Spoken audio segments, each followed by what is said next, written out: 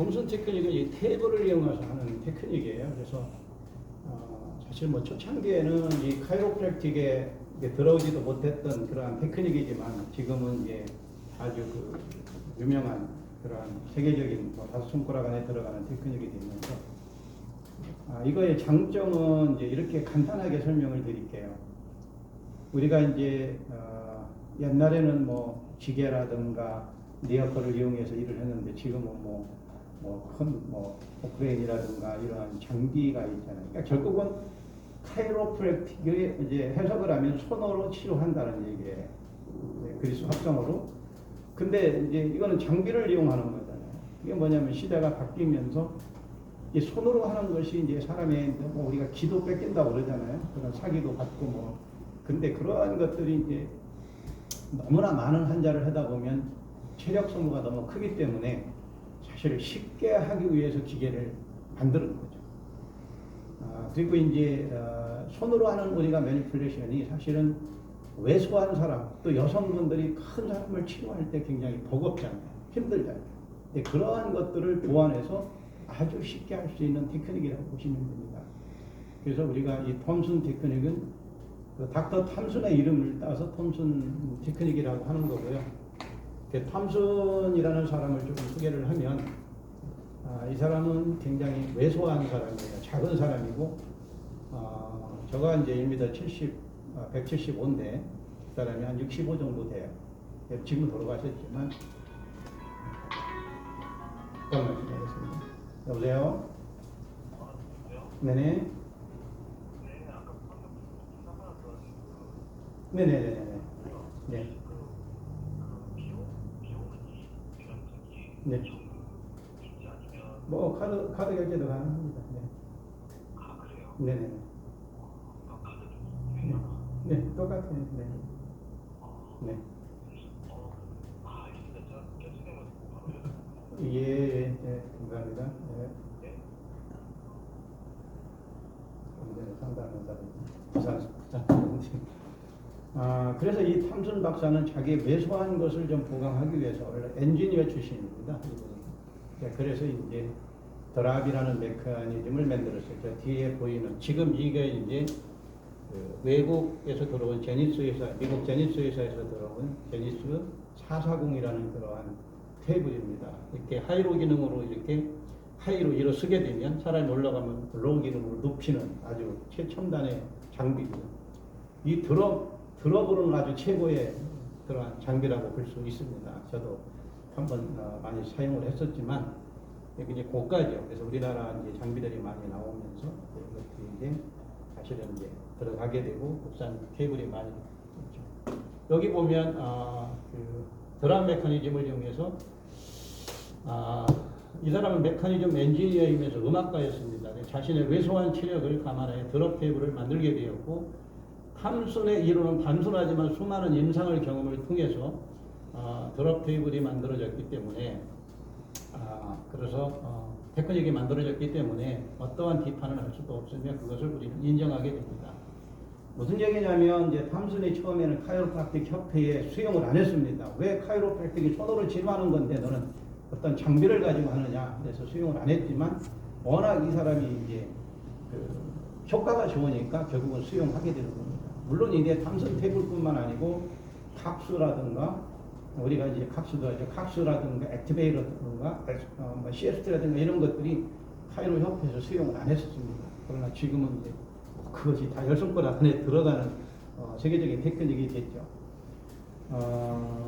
뭐 이제 캐나다에서 오셨으니까 뭐 많이 받았다고 그러는데 주로 테크닉 어떤 테크닉을 받았어요? 캐나다에서? 제가 캐나다에서 카이로프랙터를 한 적어도 10명은 본 것 같거든요. 그 중에 9명은 톰슨 테크닉 드랍 테이블을 썼어요. 칵스도 많이 했을 텐데. 칵스는 한 번도 본 적이 없어요. 캐나다에서는. 네, 근데 드롭은 거의 다 있었어요. 왜 그러냐면 요즘 흐름이 힘들게 하려고 그러지 않아요. 그러다 보니까 또 많은 사람들을 수용하는데 효과적으로 이제 그런 톰슨 그런 테크닉을 이제 많이 사용하게 됩니다. 그래서 이제 좀 그 메커니즘을 이해를 하셔야 되니까 조금 제가 탐슨에 대한 소개를 드리는 거고, 그래서 음악가이면서 엔지니어지만 자기가 이제 그 지병을 앓다가 카이로프랙틱을 통해서 치료를 받아서 효과를 보고 거기에 매료를 느껴서 카이로를 공부한 사람이에요. 그런데 왜소한 저보다 작은 사람인데 서구에 이렇게 큰 사람들을 하다 보면 손으로 하다 보니까 너무 힘들으니까 자기가 엔지니어답게 아이디어를 이제 만들게 됩니다. 그래서 그거 생겨난 것이 이제 드랍 메커니즘이에요. 내가 쉽게 그 드랍 메커니즘이 뭐냐면 우리가 이렇게 카킹을 시켜서 순간적으로 탁 치면 이제 떨어지면서 그게 무슨 얘기냐면 가속력을 이용합니다. 자동차가 100km로 막 달려가는데 브레이크를 잡는다고 딱 멈추지 않잖아요. 가속력 때문에 더 밀고 나가서 스킨 자국을 남기고 몇 미터 이상 가서 스탑하잖아요. 근데 이건 뭐냐면 이게 카킹에서 순간적으로 빠른 속도로 이렇게 드롭을 빵 치면은 바닥이 있기 때문에 딱 멈추지만 가속력은 살아있다는 얘기죠. 그래서 얘는 멈췄지만 가속력으로 뼈를 밀고 가서 교정을 하는 그런 아이디어예요. 굉장히 아주 굿 아이디어라고 저는 생각을 합니다. 그래서 이런 사람이 이제 이거를 만들어가지고 어떻게 하냐면 제가 공부한 그런 디버시 타입이나 간스헤드라는 테크닉, 손으로 하는 그런 매니플레이션과 자기가 만든 톰슨 테크닉을 똑같은 그 환자의 유형에 10사람 정도를 이렇게 해서 내가 만든 테크닉으로 10사람 또 그동안에 했던 카이로프라틱 테크닉으로 10사람을 했더니 자기가 한 게 더 월등하다. 근데 이 사람은 지론, 이론 이런 것들이 거의 없어요. 그냥 임상가예요. 아니 이렇게 해보니까 낫더라. 이렇게 해라 이런 거지. 제가 지금 아는 지식보다 탐슨이 설명을 더 적게 해요. 탐슨 테크닉의 이론을 보면은 그 정도로 이제 이 사람은 임상가다 이렇게 이해를 하시면 되겠습니다. 그래서 그런 메커니즘을 통해서 이제 그 탐슨이 발견한 테크닉을 만들어서 자기 그 닥터 탐슨의 이름을 따서 그런 탐슨 테크닉이 된 겁니다. 그리고 탐슨에서는 이제 치료를 위에서부터 해내는 거예요. 액티베이터 같은 건 밑에부터 올라가는데 위에서부터 소프라피션을 치료하고 내려오는 그런 스타일이고, 그 다음에 이제 또 어떤 스타일이냐면 사람을 구분할 때 우리가 이렇게 테크닉마다 여러 분류로 나오지만 여기서는 5개의 베이식 그러한 카테고리로 나눠요. 그래서 포지티브 디아필드, 네거티브 디아필드, 그 다음에 바이럴 서비컬 신드롬, 그 다음에 서비컬 신드롬, 엑스트라 디아필드 이렇게 5개의 카테고리로 환자를 분류를 합니다. 자, 그리고 마지막에 이 사람도 카이로프랙틱에서 천골, 세이크롬이라고 하는 천골이 중요하거든요. 척추의 가장 밑에 있기 때문에 얘가 조금만 틀어져도 그 바로 위에 있는 5번 요추가 즉각적으로 어떤 보상을 해요. 그렇기 때문에 이것이 조금만 틀어지면 척추는 자연적으로 틀어지게 되어 있기 때문에 마무리 테크닉을 세이크롬을 치료하라, 청골을 치료하라 이렇게 딱 정리를 합니다. 그리고 이 사람은 그냥 어퍼 서비컬, 상부 경추의 문제가 아니면 그냥 골반 쪽으로 가요. 레이저를. 그러니까 원인이 어떤 문제가 생기는 원인을 그러니까 제 생각입니다. 이 테크닉을 잘 연구를 해보니까 이 사람은 어퍼 서비컬 아니면 펠빅 골반이다 이렇게 그쪽을 중점적으로 치료하는 그러한 분이라고 생각을 하시면 되겠습니다. 자, 그러면 지금부터 이제 그 환자를 본론으로 들어가서 환자를 보는 방법에 대해서 이제 검사하는 방법부터 하나하나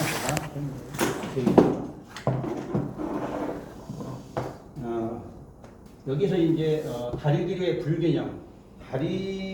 불균형은 하부 척추와 골반에 있는 그러한 익스텐션 머슬의 경련의 강직성에 의해서 이루어진다고 이렇게 설명을 하고요. 또 여러 가지 그 뼈의 변형이 이렇게 여러 가지로 위에서 생길 수가 있다는 얘기고, 그 다음에 아까 얘기했던 5개의 카테고리에 대해서 설명을 드릴게요. 이게 D 플러스 D, 마이너스 D, 이게 약자로 썼는데 이제 아까 이 5가지 종류를 이제 환자를 분류를 하는 거예요. 그 사람이 지금 어디에 해당이 되느냐를 찾아내는 거죠. 자, 근데 이걸 좀 설명을 드리면 D자는 뭐냐면 사람의 이름에 디아필드라는 사람의 이름을 딴 거예요.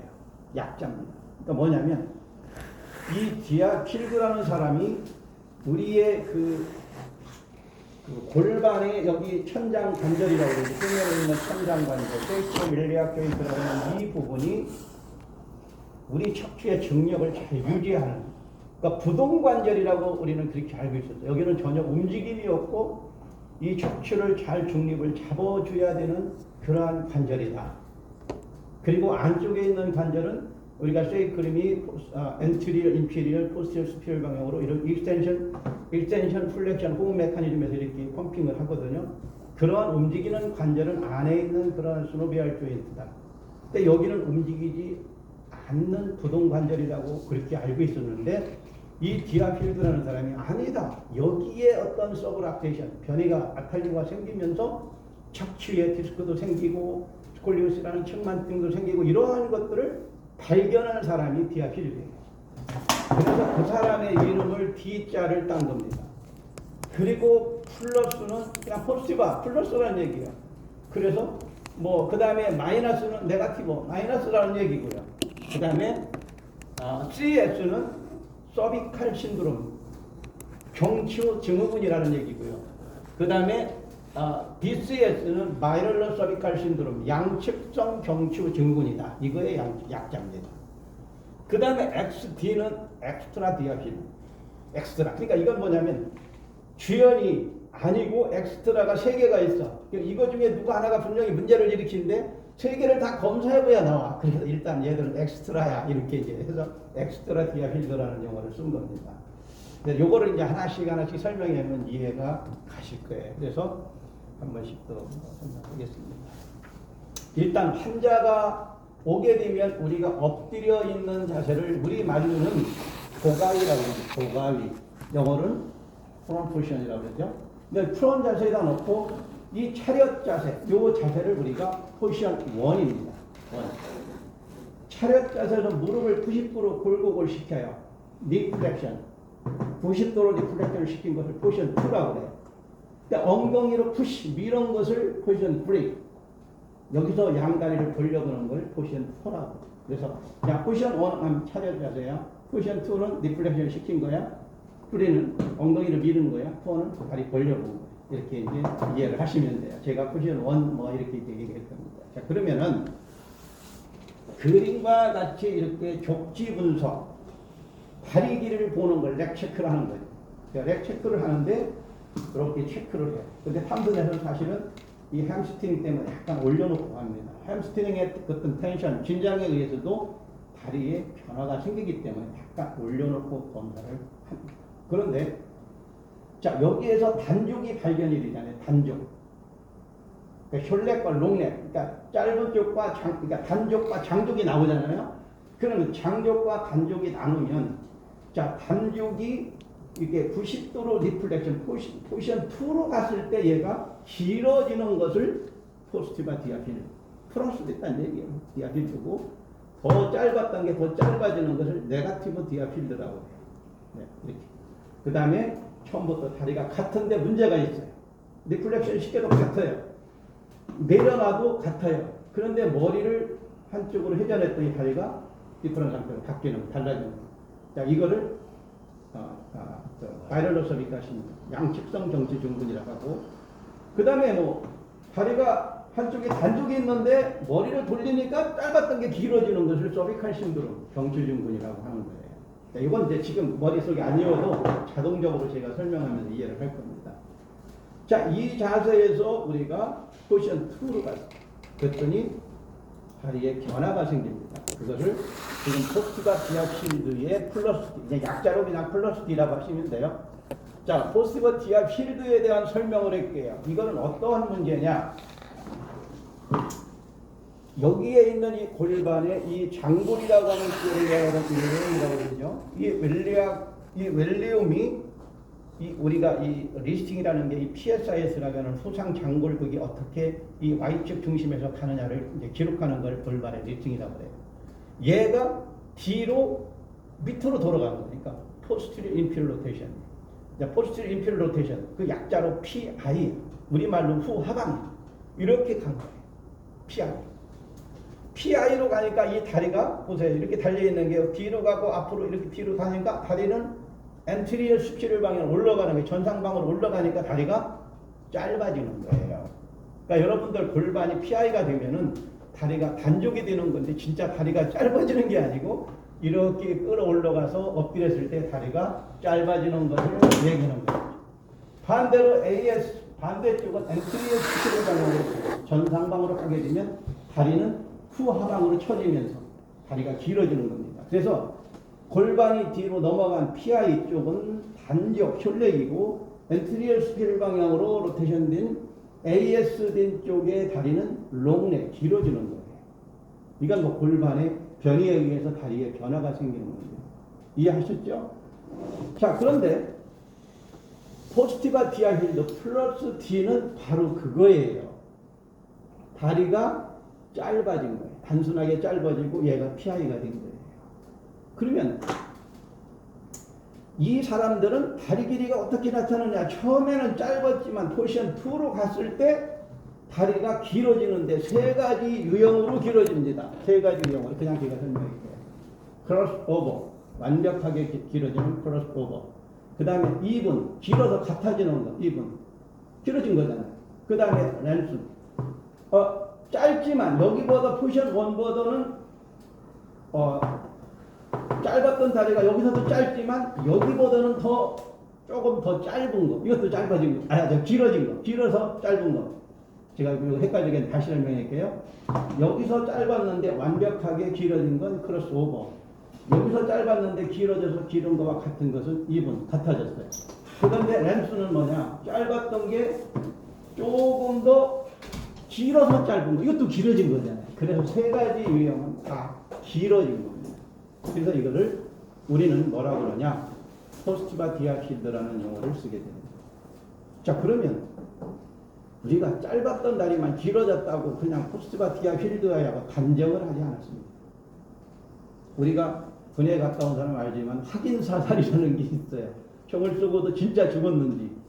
이번 미국 텍사스에서 총기 사건 나는데 아찔하더라고. 우리 지금 딸내미가 텍사스 살고 4년달에 있는데 텍사스. 그래서 이게 사건이 나니까 근데 또 났어 텍사스에서. 근데 그걸 보니까 초등학생들인데 말이에요. 얘가 총을 쏘고 선생도 쏘고 2층으로 올라가니까 이 아이들이 총을 맞아도 피나는 것을 자기 몸에다 붙이고 죽은 척 합니다. 이야, 진짜 어린 아이지만 나 그거 보고 진짜 울컥하더라고. 그걸 자기를 피 묻히고 살라가고 막 창문으로 뛰어넘은 사람이 있고 죽은 척 하고 있는데 이 사람이 내려오더니 선생님이 눈을 뜨고 죽었는데 다시 뭐라고 하더니 총을 한 방 더 쏘더라. 확인사살을 하더라. 이런 얘기예요. 그래서 미국은 총 때문에 요즘 막 총이 지금 얼마 동안에 200몇 건이 났더라고. 어마어마해서 불안해요, 이제. 거기 살으니까. 그래서, 우리가 확인하는 그런 확인 사살이라는 것 때문에 이제 거기까지 얘기가 갔는데, 우리는 다리가 짧고 올렸더니 길어졌다고 해서 그냥 포스티바 디아힐드라고 하지 않고, 우리가 그것이 PI로 가면서 그 주변에 생기는 반응, 이거를 긴장 포인트, 즉, 그래서 텐델레스 포인트라고 하는 것을 지금 설명을 드릴게요. 자, 제일 첫 번째는 뭐냐면 장골이라는, 이 웰링이라는 게 이렇게 기울어져 있는데, PI로 이렇게 돌아가니까 이 장골릉이라고 하죠. 장골릉. 영어로는 웰리아 크레스트라고 해요. 이 웰리아 크레스트가 이렇게 돌아가니까 더 높아져요, 짧아져요? 높아지는 거예요. 여기 있던 게 이렇게 올라가니까 위로 높아지는 거죠. 그죠? 그래서 높아지는 거예요. 자, 그리고 이제 해부학적 기전을 보게 되면 얘가 PI로 가게 되면 이 세이크룸, 청골의 상단을 우리가 세이크룸의 베이스 라인이라고 해요. 그 라인이 그쪽이 전방으로 보상돼요. 자, 우리 몸은 하나가 뒤로 가면 이쪽은 앞으로 가요. 두 발로 걷기 때문에 그냥 같이 가면 넘어지잖아. 그래서 항상 우리는 커플 모션으로 움직이는데 얘가 PI로 가면 청골의 베이스 라인이 그쪽이 A 엔트리얼 방향으로 전방으로, 그 다음에 I 인피리얼 방향으로 가요. 그러니까 얘가 PI로 가고 얘가 전방으로 가니까 여기에 조인트 관절이 더 많이 벌어지니까 찌려져야 안 찌려져요. 그래서 여기와 반대쪽을 눌러봤더니 여기가 더 긴장이 많다. 민감해요. 이렇게 아프다라는 얘기보다 민감해요라는 얘기를 하게 되는 거예요. 그게 두 번째 텐델레스 포인트고요. 세 번째는 뭐냐?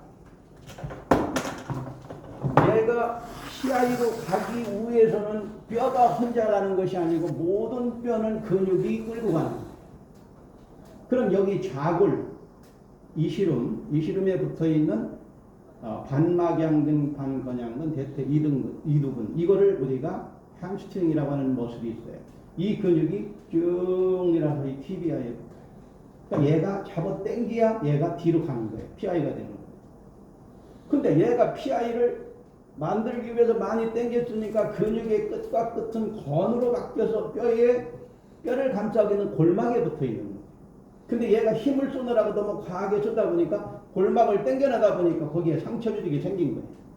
그래서 무릎 안쪽에 햄스트링이 끝나는 양쪽을 이렇게 둘러보고 어디가 민감해요? 그러면 당연히 이쪽이 민감해요. 환자가 얘기를 하게 됩니다. 이게 세 번째 텐더너스 포인트. 우리가 이게 뭐 질거 포인트라고 해도 되죠. 자, 장골 능이 높아진다. 세이크로밀리악 조인트, 천장 관절 상단 부위가 민감하다. 미디얼 리 조인트, 무릎의 내축 조인트, 티비아, 정골 쪽이 민감하다. 또 하나는 자, 이 다리를 포지션 2에서 포지션 3로 밀었는데 우리 이 조인트는 같은 부부와 같이 커플로 똑같이 움직여야 되는 조인트인데 얘가 PI로 가서 여기에서 픽세이션, 고착화가 돼버리는 거예요. 우리는 항상 소브락테이션, 아팔구가 되면 고착화가 돼요. 가이로프락틱에서. 고착화가 되니까 이렇게 밀으면 같이 얘가 회전을 해줘야 되는데 얘가 PIO가 있기 때문에 얘가 안 가고 이따 보시면 알겠지만 아무리 밀어도 얘는 이렇게 못 가고 있어요. 저항이 있어요. 이게 네 번째 즐거운 포인트. 텐더너스 포인트. 자, 결과에 따라서 네 개의 텐더너스 포인트를 검사했더니 실질적으로 이쪽으로 많이 나타났어요. 그러면 얘는 뭐야? 야, 너는 확실한 PI야. 이렇게 하는 겁니다. 그런데 여기서 포지션 1에서 단종했을 때 올렸을 때 길어졌지만 이것을 다 PI라고 단정하지 않고 여기서 한 가지 체크를 더하는 게 있어요. 다리가 짧아지는 거는 상부 경추 1, 2, 3번이 틀어져도 짧아져요. 그걸 서비칼 신드롬이라고 해요. 어퍼 서비칼 신드롬이에요. 상부 경추. 그런데 이거 단순히 설명 안 하는데 제가 설명을 드릴게요. 이게 왜 그러냐면 우리의 척수에는 두라마라고 하는 경막이라는 막이 있어요. 그 막이 이 경추 1번, 2번, 3번과 후두골에 강하게 붙어 있어요. 그리고 요추 2번에 끝나서 이 청골에 강하게 붙어서 밑으로 말꼬리처럼 많은 신경으로 갈라 내려와서 미국을 컥식이 됩니다. 그런데 이 척추를 보게 되면 이런 척추가 하나하나 쌓이면 척추관이 생기는데 거기에 이렇게 들어가서 느슨하게 후중인대에 붙어 있어요. 그러나 상부와 여기는 강하게 붙어 있는 경막. 그러니까 내가 엉덩방아 쪄서 꼬리뼈가 탁 당겨지면 여기와 허리가 당겨져서 두통이나 요통이 생기는 거예요. 미골 다치면 생기는 게 요통이나 두통이 생기는 게 경막이 강하게 붙어 있는 부분을 당겨나니까 거기에 문제가 생기는 거예요. 그런데 이 경추 1번이나 2번이 한쪽으로 이렇게 로테이션 속으로 이렇게 회전이 될 때, 그럼 머리 회전된 쪽은 잘 돌아가니까 상관이 없지만 반대로 돌리려고 그러면 얘가 안 돌아가고 버티니까 경막이 막 힘들게 들어가잖아요. 그래 강하게 붙은 경막이 힘들게 돌아가니까 여기 중간에 느슨한데 영향을 안 받지만 밑에 있는 골반도 같이 이렇게 보상을 하게 되는 거예요. 그래서 다리가 짧았던 게 길어지는 거예요. 이거를 서비칼 신드롬이라고 해요. 그래서 우리는 포스티바 티아빌드라고 확정하기 전에 네 가지의 텐더너스 포인트 보기 전에 혹시 서비칼 신드롬이 있나 해서 환자에게 머리를 왼쪽으로 돌려봐라. 그러니까 변화가 단족이 머리를 돌리는 순간 길어져요. 그러면 이거는 왼쪽으로 돌렸기 때문에 좌경추 증후군이라고 해요. 근데 왼쪽으로 돌릴 때 괜찮은데 오른쪽으로 돌렸더니 또 짧았단 다리가 길어지면 이거는 우측이니까 우경추 증후군. 뭐 영어로 얘기하면 left cervical syndrome, right cervical syndrome. 좌경추, 우경추 증후군. 근데 이걸 이제 잘 알아야 돼요. 강의하는 사람 보니까 엉터리로 가르치는 사람이 있어요. 자, 왼쪽으로 돌렸으니까 left cervical syndrome이니까 우리는 왼쪽으로 돌렸기 때문에 왼쪽을 고치는 게 아니에요. 오른쪽에서 경추 1, 2, 3번을 눌러보는 거예요. 거기서 가장 뒤로 밀려나온 게 하나가 있을 거 아니에요. 걔를 찾아서 뻥 하고 쳐주는 거예요. 그럼 얘가 들어갔을 거 아니에요. 그리고 다시 경추 증후군을 검사해. 머리 돌려봐 했을 때 다리가 길어져야 되는데 그냥 가까워져 버린 거예요. 그럼 이거는 이 사람이 다리가 짧았던 이유는 상부 경추에 의해서 단죽이 생긴 거니까 그거로 치료가 끝나는 거예요. 근데 진짜 경추증후군이 있는데 치료했는데도 다시 해보니까 여전히 다리가 짧아. 자, 그러면 그 D 플러스라고 이제 확정하게 됩니다. D 플러스는 골반이 PI가 이렇게 됐기 때문에 나는 얘를 다리를 올려서 AS로 가게끔 만들어 놓고 얘는 AS로 하고 PI로 드롭을 뻥뻥 쳐버립니다. 근데 그게 첫 번째 방법이고 삼선이 많이 쓰는 방법인데 저는 이렇게 놓고 PSI에서 컨택을 해서 얘를 PI로 왔으니까 AS 방향으로 뻥 쳐서 AS로 가서 다리가 길어지게 만드는 방법. 또 한 가지는 다리를 살짝 들어서 AS로 밀어놓고 이렇게 교정하는 방법. 이 세 가지 방법이 있는데 세 가지를 다 하라는 얘기가 아니고 세 가지 중에서 자기가 제일 편한 거 한 가지씩만 하시면 돼요. 드롭도 많이 칠 필요 없어요. 한두 번만 치시면 돼요. 자, 그랬을 때에 다리 짧았던 게 길어지고 포지션 2로 갔을 때 동력을 이루게 되는 거예요. 같은 리클라인이 되는 거예요. 그러면 끝. 그 다음에 마무리 이제 세이프로 치료할 수 있는 거예요. 자, 이게 지금 두 가지 된 거예요. 서비컬 신드롬하고 포스티브 디아 필드. 자, 그러면 이제 두 번째 네거티브 디아 필드라는 게 있어요. 그렇죠. 네거티브 디아 필드 마이너스 D. 이건 볼 거 없어요. 제가 설명을 드릴게요. 자, 환자가 왔어요. 엎드려 있어요. 그런 자세에서 오른쪽이 지금 다리가 짧게 나왔어요. 예를 들어서. 근데 포지션 2로 갔더니 셔 완벽하게 더 짧아지는 거예요. 셔프라고. 그리고 또 한 가지는 짧았던 다리가 리메이시 조금 더 짧아졌어요. 이게 다 짧아진 거잖아. 자, 그거를 우리가 네거티브 디아 필드라고 해요. 근데 여기에서 내려놓고 또 우리는 뭐를 봐요? 혹시 경추에 의해서 다리가 짧아졌나고 서비컬 신드롬을 꼭 보는 거예요. 자, 머리 다시 돌려봐. 그랬더니 길어졌어. 짧았더니. 그러면 왼쪽으로 돌렸으니까 좌경추증후군이잖아요. 그런다고 우측에 만져봐서 튀어나온 거 하나 교정하시면 돼요. 근데 우측으로 돌렸을 때 길어지면 나는 왼쪽에서. 그리고 다시 머리를 가운데 놓고 봤더니 다리가 같아졌으면 이거는 경추증후군이야. 끝나는 거예요. 환자 집에 가면 되는 거예요. 그런데 여전히 치료했는데도 불구하고 다리가 그대로 숄렉에 남아있다. 자, 그러면 이제 네거티브 디아 필드라고 생각을 하는 거죠. 더 짧아졌으니까. 자, 그러면 네거티브 디아 필드에도 뭐가 있어요? 컨델레스 포인트 확인하는 게 있습니다. 자, 네거티브 디아 필드는 조금 변이가 다른 거예요. 아까 플러스 D, 포스티브 디아 필드는 얘가 PI가 된 거지만 네거티브 디아 필드는 서브락테이션 두 번이 일어난 거예요. 이 위시름이 밑으로 빠진 거예요. 약간. 그리고 이 PSIS가 인터널 로테이션 네 방이 된 거예요. 그러니까 인피럴 방향으로 좌골이 빠지고 PSIS의 이 부분이 더 네 방 인터널 로테이션이 된 거예요. 두 번의 서브락테이션이 일어난 거예요. 그래서 펜델레스 브릿을 어떻게 하냐? 아까 플러스 D는 천장관절 위로 둘러봤지만 얘는 네 방이 되니까 밑에가 더 벌어져요. 그래서 밑에 약간 밑에 관절을 눌러보면 그쪽이 더 민감하다. 자, 그 다음에 좌골이 빠졌으니까 이 좌골뼈에다가 눌러보면 빠진 그쪽이 더 민감하다. 그리고 어차피 좌골을 밑으로 끌어내린 건 햄스트링이 똑같잖아요. 그래서 무릎 내측 관절을 민감한 건 역시 똑같습니다. 그리고 또 하나는 심피스피빅이라고 하는 이 퓨빅, 시골의 결절이 쫙 빠져가지고 내방이 되니까 얘가 어떻게 돼요? 움직여야 되잖아요. 그래서 여기에 붙어있는 서해인대가 긴장을 만들어요. 그래서 여기를 눌러보면 아 하고 자지러지게 민감해요. 자, 그래서 이 네 개의 포인트를 했더니 결과가 그리 나타났다. 자, 그러면 네거티브 디아 필드가 확정이 됐으니까 나는 치료해야 되는데 두 가지 방법이 있어요. 앞에서 하는 방법, 뒤에서 하는 방법. 첫 번째 방법이 뭐냐? 환자를 스파인 포지션, 앙와이에다 놓고 내가 이쪽에 좌골이 빠졌다면 이쪽에 무릎을 세우고 이렇게 세웠다고 가정을 할게요. 그리고 나는 이 손으로 좌골을 일으키세요. 그리고 여기 ASIS를 대서 위로 드롭을 뻥쳐서 좌골을 빠지면 집어넣어요. 근데 이거 이제 조금 불편한 게 뭐냐면 이 손이 바로 사타구니의 중요한 부분을 손이 들어가잖아요. 좌골을 걸으니까. 그래서 좀 오해를 받을 소지가 있기 때문에 이 방법을 쓰라고 하는 두 번째 방법을 많이 쓰라고 합니다.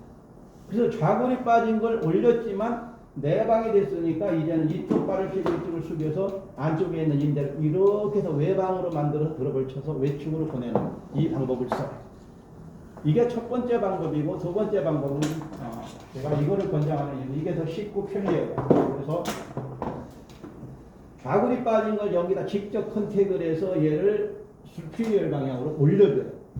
바구니 빠지 올리면 짧았던 게 더 짧아집니다.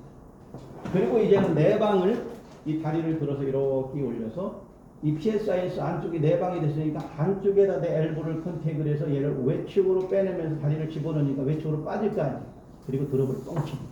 그러면 다리가 훌륭하게 맞았어요.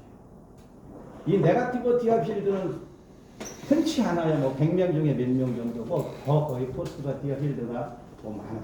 근데 이런 환자가 있습니다. 그래서 우리는 두 번째 방법을 주로 많이 써요. 이게 네거티브 디아 필드를 치료하는 거죠. 그럼 세 개가 나갔어요. 플러스 D, 마이너스 D, 서비칼 신드롬 세 개에서 이게 양측성 경추 증후군, 바이럴러 서비칼 신드롬인데, 자 이건 뭐냐? 여기에 있는 후두굴이라는 이 악시프트라고 하는 옥시프탈이라고 하는 이 후두굴이 엔트리얼 수피럴 방향으로 턱이 들려 있는 상태.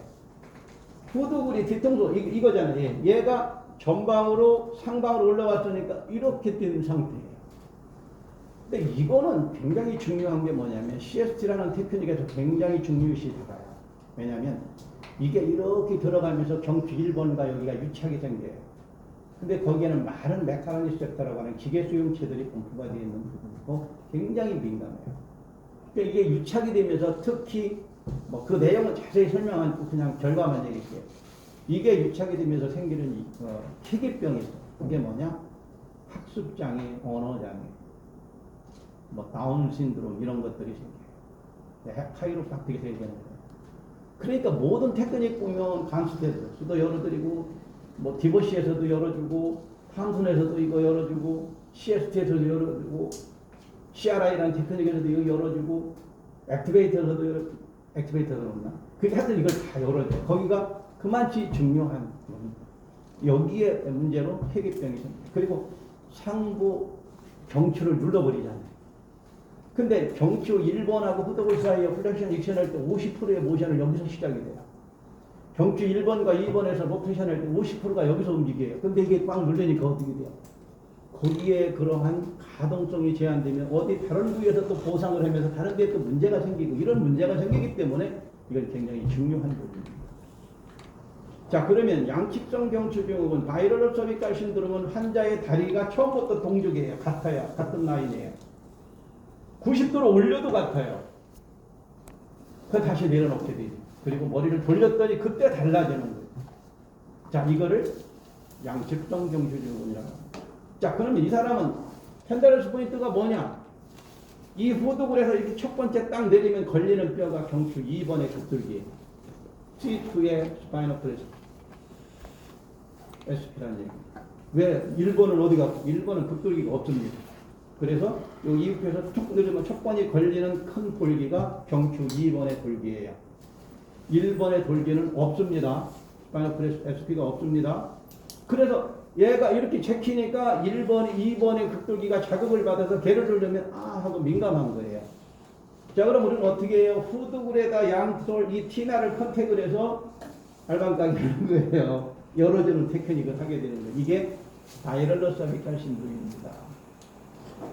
자, 그럼 4개에서 이제 마지막 엑스트라 디아필드. 엑스트라 디아필드는 어떤 것이냐면 문제가 있는데 이 사람이 네거티브 디아필드인지 서비칼 신드롬인지 L5의 바디 로테이션인지 3개 중에 하나인데 어떤 건지를 다 해봐야 나오는 거예요. 첫 번째 나올 수도 있고 두 번째 나올 수도 있고 마지막에 나올 수도 있어. 자, 그럼 이 사람은 다리 길이가 어떻게 생기느냐? 다리 길이가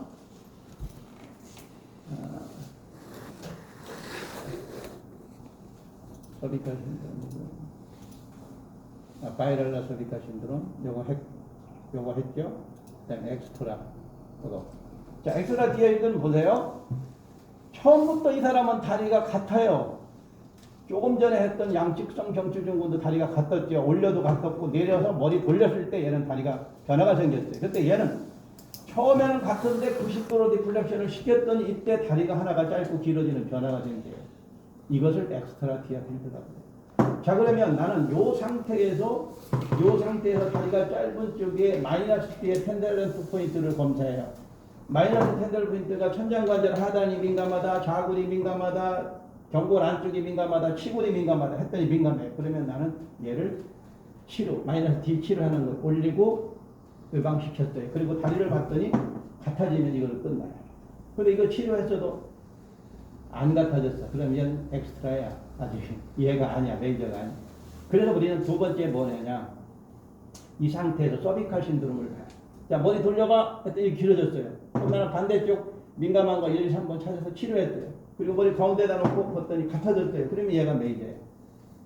근데 안 같아졌어. 그럼 얘도 엑스트라야. 그래서 마지막 거를 배워야 돼. 그게 뭐냐? L5의 바디로 5번 넘바 스파인 5번 5 요추가 어느 한쪽으로 돌아갑니다. 장골 등에서 일직선을 그으면 여기가 4, 5번 사이라고 그랬죠. 거기서 5번의 유도돌기는 4번의 급돌기 옆에 있다고 그랬어요. 그래서 거기를 눌러봤더니 한쪽이 이렇게 높고 낮아. 그럼 내가 이렇게 로테이션 된 거잖아요. 그래서 로테이션 돼서 높은 쪽을 들어서 땅 쳐서 들어가겠어요. 그러면 마지막에는 무조건 맞아야 되겠죠.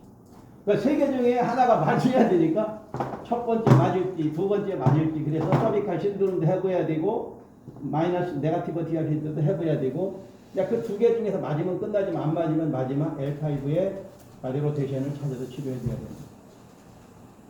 자, 그러면 5개의 그런 카다구리를 다 했어요. 그럼 환자가 오면 엎드려 놓고 일단 다리가 단족이 생기면 올려보는 거예요. 길어지냐 짧아지냐 둘 중에 하나잖아요. 길어지면 포스트가 디아 길고 짧아지면 네가티브 디아. 근데 처음부터 다리가 같아. 같으면 두 가지 중에 하나잖아요. 양측성 경체증후군이나 엑스트라 디아 길고. 근데 양측성은 올려봐도 짧은 거고 엑스트라는 올렸을 때 변화가 생기는 거. 요 차이예요. 그러니까 환자가 오면 요거 검사 보면 나는 뭐를 치료해야 될지 간단한 거예요. 자, 그래서 우리가 그 5개의 카다구리를 찾아서 치료해 주는데 치료한 후에 꼭 하나를 이 드럽이라는 건 아무래도 강하니까 이 청골이 같이 따라 움직일 수 있거든요. 근데 청골이 조금만 틀어져도 5번이 바로 틀어져요. 거기 보상을 해야 돼요. 이게 주춧돌과 같은 역할을 해요. 골반 이 천골이 정말 중요한 거예요. 이렇게 앞으로 가면 얘가 뒤로 보상을 해야 돼요. 이 중력을 뇌의 중력을 유지하기 위해 이렇게 풀어지면 이렇게 기울어져야 돼요. 앞으로 가면 뒤로 가고 뒤로 가면 앞으로 가고 이런 보상을 즉각적으로 5번 요치에서 일어나면 척추 가장 밑에서 일어나니까 얘가 그러한 보상 이쪽으로 넘어가는 거 이렇게 또 해야 되고 이렇게 넘어가 이렇게 해야 돼서 막 척만증이나 그런 폴리우스 환자라든가 뭐 디스크 헤르니아라든가 이런 것들이 생기게 되는 거예요. 그래서 우리는 이 톰슨 박사가 뭐라고 하냐면 AISA 그룹을 찾아서 치료해라. AI가 뭐냐? 청골이 어느 한쪽으로 anterior inferior subarachnoid 전 하방으로 간 걸 찾아서 치료해라. 그럼 어떻게 찾느냐? 간단해요. 환자가 엎드려 있는 상태에서 환자의 세이크룸을 내가 강하게 중심이 이쪽으로나 이쪽으로 가면 안 되죠. 눌러요. 그리고 이 장골이 발에서 뜨지 않고 이 골반에서만 최대한 올려보라고 그래요. 높이를 봤더니 얘가 요만치 올라갔죠. 그리고 또 반대쪽 올려봤더니 많이 올라갔잖아요. 그러면 적게 올라간 쪽으로 청골이 AI가 된 거예요. 무슨 얘기냐면 만약 이쪽이 적게 올라갔다고 그러면 그쪽 천골이 그쪽으로 기울어져서 전방으로 가서 하방으로 이렇게 돌아가는 거예요. 이거는 반드시 이렇게 해서 이렇게 맞춰줘야 돼요. 그래서 이 교정을 어떻게 하느냐? 엎드려 놓고 청골의 세이크룸에 이렇게 컨택을 해서 장골을 벌려주고 밑으로 내려와 있는 걸 이렇게 돌려줍니다.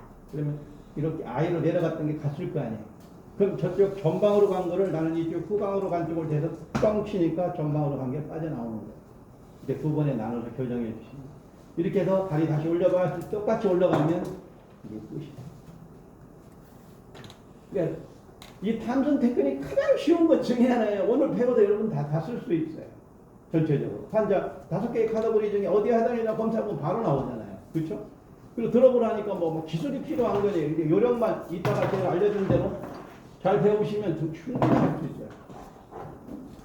자, 그러면 지금까지 5개의 카테고리를 다 했어요. 그 다음에 이제는 세이크룸의 회전까지 했어요. 그 다음에 또 CS가 보상된 경주 이런 것들 이제 그 로컬 부분에 또 이러한 부분에 생기는 것들을 어떻게 치료하나 몇 가지 중요한 것만 소개하고요. 오늘 드롭으로 환자를 이렇게 치료한다는 것을 제가 보여드릴 거예요. 그러면 이렇게 하면 쉽구나 하는 것을 깨닫게끔 제가 만들어 드릴 거고요.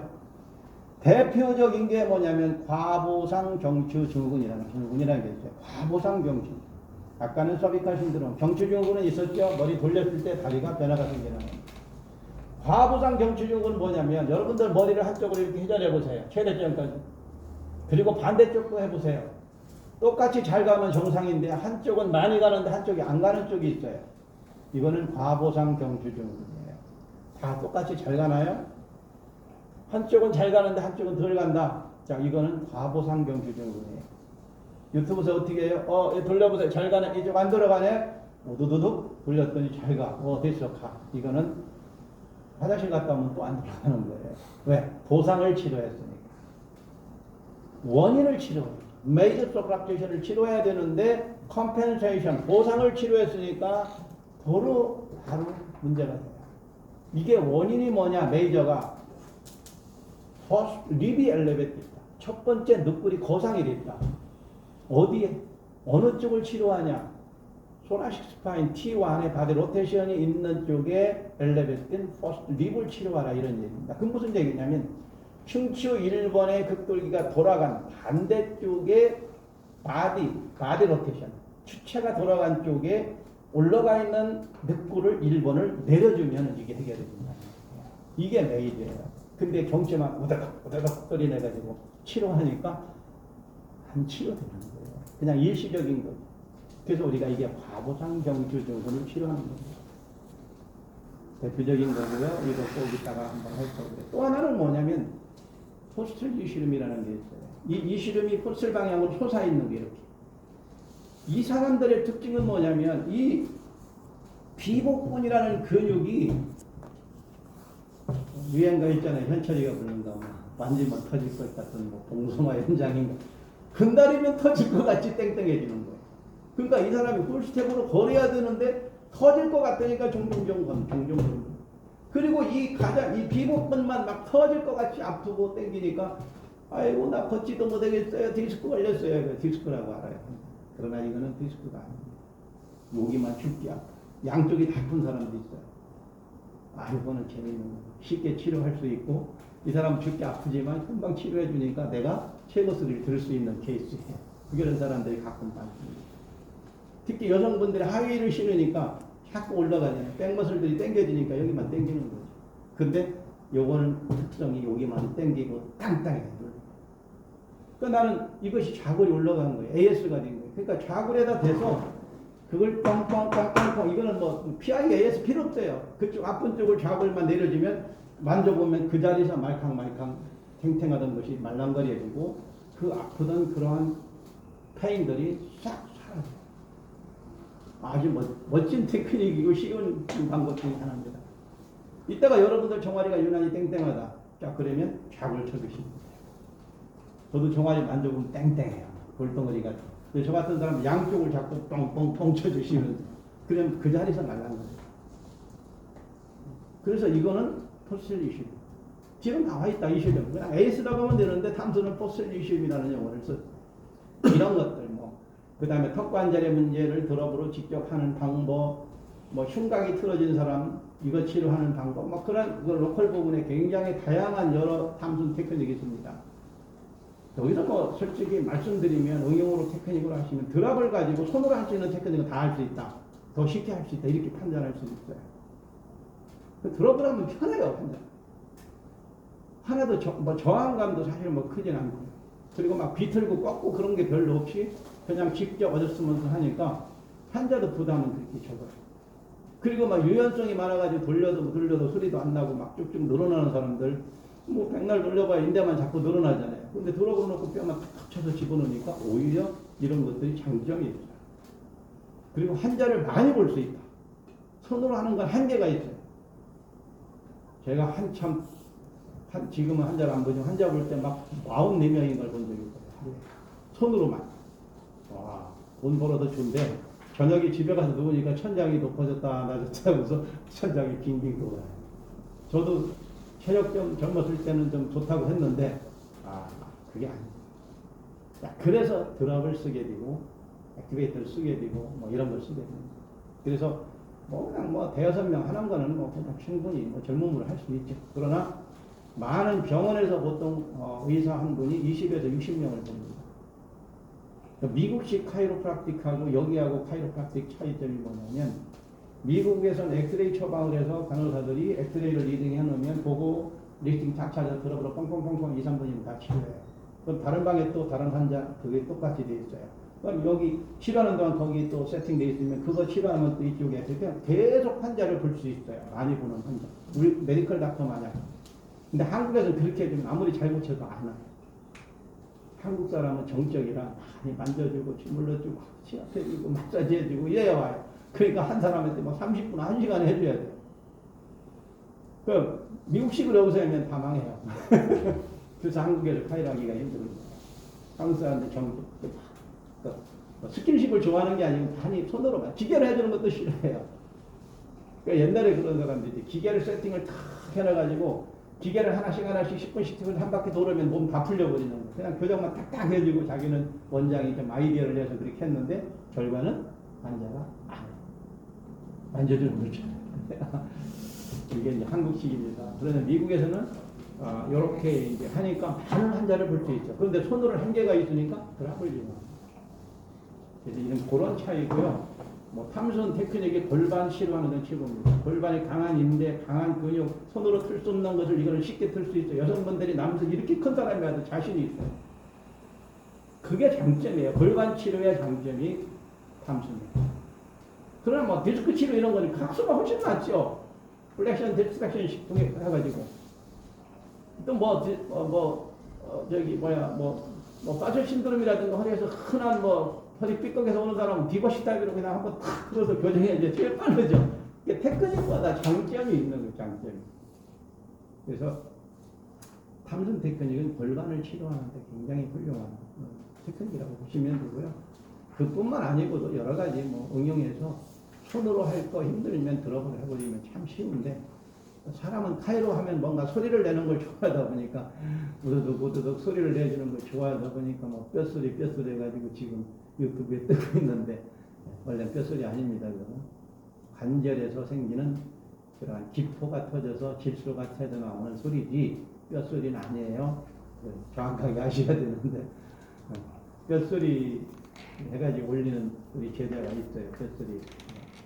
야, 뼈소리 아니잖아. 저도 먹고 살아야지. 조회수 많이 나와야 되니까 그렇게 리얼하게 하는 사실은 좀 좋은 건 아니에요. 그래서 뼈소리가 아니고 우리는 그런 기포, 공기, 가스가 터지는 소리고요. 또는 인대에서 나는 소리가 있어요. 이 팝핑 소리가 그냥 다 똑같은 게 아니고 인대가 어느 위치에서 움직일 때마다 탁탁 나는 소리. 또 하나는 퇴행, 진짜 연골 다 달아서 버덕버덕 하는 소리. 이거는 벌장 다 본 거고요. 그렇습니다. 그래서 물론 가끔씩 한번 그런 롱 레버로 그렇게 모빌라이션 테크닉을 해주는 것도 가동성을 열어주는데 좋은 테크닉이지만 매일 쓰게 되면 뼈를 받치고 있는 인대나 근육이 하이퍼 릴렉스 과하게 신전이 되니까 오히려 퇴행이 빨라요. 뼈를 받치고 있는 근육 인대가 늘어나서 힘이 약해지니까 오히려 더 빨리 퇴행성이나 디스크 같은 게 빨리 올 수가 있기 때문에 가동성이 제한된 사람은 좋지만 많이 쓰시는 건 추천합니다. 자, 여기까지 탐선 테크닉의 이론을 마치고 질문을 받겠습니다. 기타 그런 로컬 부분은 이따가 질문하는 대로 제가 실습 때 보여드리는 걸 하고요. 대표적인 것만 이렇게 드렸습니다. 자, 질문 받겠습니다. 궁금한 거 환자를 보면서 치료가 잘 안 되는 부분, 어려운 부분이 있다고 하면 지금 다 질문해 주시기 바랍니다. 궁금한 거, 이해가 안 되는 거 없으신가요? 질문 없으면 그냥 쉴 거예요. 빨리 질문해 주세요. 교수님 잘 안 되는 거 여쭤봤는데 네. 허리가 숙이는 것도 안 되고 뒤로 되는 것도 안 되고 되고 둘 다 잘 안 되는데 플렉션 익스텐션 모든 게 안 된다. 둘 다 안 되는데 특히 수비 때 좀 더 뻣뻣하고 방사통은 없어요. 근데 오래 앉아서 업무보다 일어날 때 아프고 오래 누워서 자다가 일어날 때 아프고 활동하면 좀 괜찮아지고 걸을 때 더 심해지거나 이런 거 없고 파셋 신드롬 아니면 퇴행성이에요. 이렇게 뒤로 제껴서 아픈 게 더 아픈 게 아니어도 파셋 신드롬일 수 파셋 있어요. 신드롬은 이게 급성으로 많은 거고, 예. 근데 이제 퇴행성은 뭐냐면 운동 부족이에요. 퇴행성의 특성은 아침에 일어날 때 허리 뻐근한 사람들 있죠. 예. 퇴행 진행 중이에요. 근데 활동에다 보고 괜찮아, 몰라, 잊어버려. 이게 특성이에요. 그러니까 뭐냐면 내가 아침에 일어날 때 벌써 허리가 편안해야 되는데 무겁다. 허리가 아프다. 그런데 뭐 바쁘니까 일어나서 뭐 왔다 갔다 하다 보면 괜찮아. 이 정도. 이게 예. 그러니까 퇴행성이 뭐냐면 운동 안 해서 오는 거예요. 운동을 해줘야 돼요. 예. 우리 허리에는 축축의 디스크는 혈관이 없어요. 그래서 우리가 플렉션 익스텐션 모션을 취하면서 누르고 짜고 누르고 짜면서 영향을 흡수하는 거예요. 근데 운동을 안 하니까 자꾸 연구도 약해지고 디스크도 약해지고 또 운동을 해야만이 되는 이유 중에 하나는 근육이 뼈를 받치고 있는데 근육과 인대는 움직임이 생명이에요. 안 움직이고 뼈를 기부해 놓으면 근육 다 말라 비틀어져요. 근데 운동을 하니까 커져요. 그래서 자꾸 약한 부분을 운동을 시켜서 얘를 강하게 만들어주고 운동을 시켜서 영양을 공급하면 건강해지는 거예요. 디스크 심한 사람들 운동 열심히 죽기 살기를 해봐요. 그 부분을 강화시켜봐요. 압박붕대처럼 탁 뼈를 받치고 있는 근육 때문에 좋아지는 거예요. 치료보다 더 좋은 게 그거예요. 그래서 운동해야 돼. 운동. 허리가 약하면 허리 운동 계속 하는 거예요. 뭐 뉴스 보면서도 하고 저녁 먹고 나서도 하고. 근데 목이 아프다. 목 강화시키는 운동 계속 하는 거예요. 그럼 이렇게 좋아지니까 이러지는데 받치고 있는 힘이 좋으니까 뼈가 좀 틀어져도 디스크가 남아도 인대가 방어하는 거예요. 밀고 있는 거예요. 탄력이 좋으니까. 근데 약한 사람은 그렇게 좀 삐져나와도 픽 하고 나와버리는 거예요. 까리처럼. 뼈신경 압박하는 이게 디스크예요. 이거를 이길 수 있는 건 그냥 근육, 인대를 강화시키고 운동을 해서 자꾸 얘를 지지하게 만드는 거예요. 인대가 툭 삐져나오면, 이미 터져나오면, 밀려나오면 안 들어가요. 왜? 여러분들 인대 발 삐거거나 인대가 뭐 하루아침에 났나요? 일주일도 가고 1년도 가고 2년도 가고 인대가 늘어나서 밀고 나오면 그래서 디스크 치료가 힘든 거예요. 뼈가 삐뚤어져 눌려서 밀려서 압력이 약한 쪽으로 나왔지만 뼈를 맞추면 쏙 들어가야 되는데 인대가 늘어나서 힘이 없으니까 못 밀고 들어가는 거예요. 그래서 디스크가 치료가 오리지널 디스크가 힘든 거예요. 그러니까 그것도 할 수 있는 게 그냥 운동시키고 그 신경을 누르는 걸 이렇게 벌려가지고 신경에서 멀어져서 신경 안 돌리면 안 아프잖아. 그걸 만들어주는 게 치료예요. 사실은 디스크 치료가 특별하다는 게 없어요. 그러니까 퇴행성도 결국은 퇴행시험 해주는 거. 트레신해주고 운동시켜요. 하고. 그냥 앉아있으니까 계속 퇴행만 진행이 되는 거잖아요. 자꾸 운동하고 훈련션 시키고, 10분, 30분, 최소 30분 한 번씩 일어나서 걷고 해야 되죠. 저는 잘 알지만 저도 그냥 그렇게 하고 있어요. 한번 아니면 2시간 시켜요. 그러니까 머리 아프고 문제가 되는 거예요. 근데 그거를 주입을 시키고 그 환자한테 경각심을 줘야 돼요. 당신 이러면 큰일 나, 허리 못 써, 못 일어나, 이렇게 막 거짓말을 시켜. 의사들이 그러는 거예요. 당신 담배 안 끊으면 죽어, 큰일 나, 얼마 못 살아. 이게 뭐냐면 경각심을 주는 거예요. 그 공간 치는 거예요. 그래서 그거를 말을 들으면은 좋아지는 거고, 그러니까 듣게끔 하려고 의사들이 좀 보태가지고, 근데 나도 그런 걸 해야 돼요. 당신 이거 계속 운동하고 이러다 보면 자꾸 퇴화되고, 사실은 또 그렇게 되는 거고. 그런 것들을 환자하고 커뮤니케이션을 잘해서 환자를 조금씩 이렇게 경각심을 줘서 좀 긴장을 하게 만드는 것도 우리들이 할 일이에요, 사실은. 꼭 이게 뭐 그렇게 되는 건 아니지만 조금 보태서 운동을 하게끔 만들어지는. 특히 아이들은 교정해보면 잘 되죠. 삐뚤어진 거 뭐 그냥 다 맞죠. 근데 얘네들 안 하고 또 이러다 보니까 금방 망가지는 거야. 그래서 걔는 경각심을 줘서 주입을 시켜서 자세, 바른 자세 해라. 이렇게. 여기 인천에서 우리 후배 하나가 치료하는 사람인데 그 친구는 아주 걸작이야, 걸작. 머리가 하얀 교장 선생님이 오거나 경찰이 오거나 그냥 반말이야. 허리 이제 내일 운동 100개 해와. 100개 하라고. 그 이튿날 오잖아요. 운동했어?